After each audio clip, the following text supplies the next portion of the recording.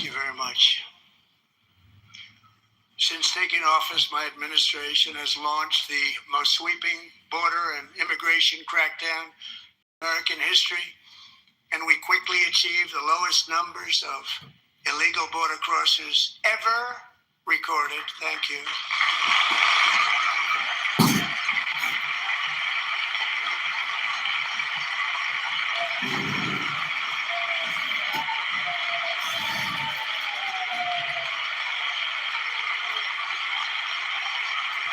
The media and our friends in the Democrat Party kept saying we needed new legislation. We must have legislation to secure the border. But it turned out that all we really needed was a new president.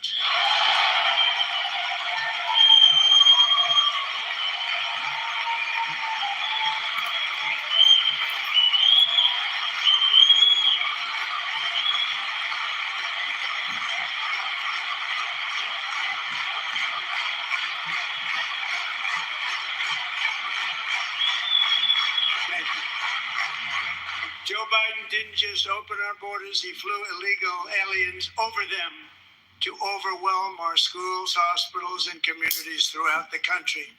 Entire towns like Aurora, Colorado, and Springfield, Ohio buckled under the weight of the migrant occupation and corruption like nobody's ever seen before. Beautiful towns destroyed. Now, just as I promised in my inaugural address, we are achieving the great liberation of America.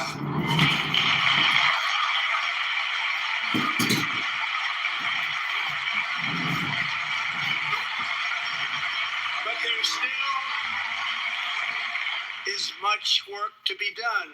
Here tonight is a woman I have gotten to know, Alexis Nungari from Houston. Wonderful woman. Last June, Alexis's 12-year-old daughter, her precious Jocelyn, walked to a nearby convenience store. She was kidnapped, tied up, assaulted for 2 hours under a bridge, and horrifically murdered. Arrested and charged with this heinous crime are 2 illegal alien monsters from Venezuela, released into America by the last administration through their ridiculous open border. The death of this beautiful 12-year-old girl and the agony of her mother and family touched our entire nation greatly. Alexis, I promised that we would always remember your daughter, your magnificent daughter, and earlier tonight I signed an order keeping my word to you. One thing I have learned about Jocelyn is that she loved animals so much. She loved nature. Across Galveston Bay, from where Jocelyn lived in Houston, you will find a magnificent national wildlife refuge, a pristine, peaceful, 34,000-acre sanctuary for all of God's creatures on the edge of the Gulf of America. Alexis, moments ago, I formally renamed that refuge in loving memory of your beautiful daughter, Jocelyn. So, Mr. Vice President, if you would, may I have the order?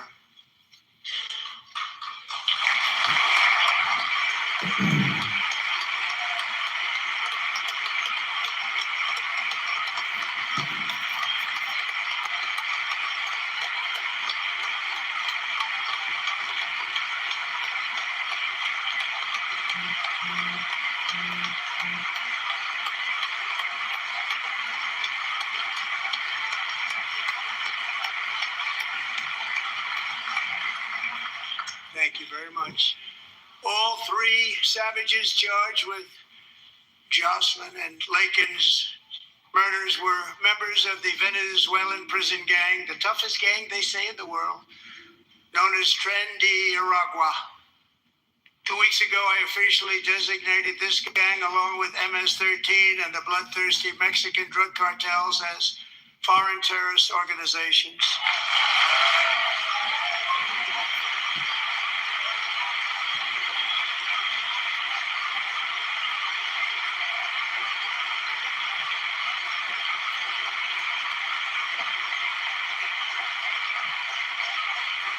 They are now officially in the same category as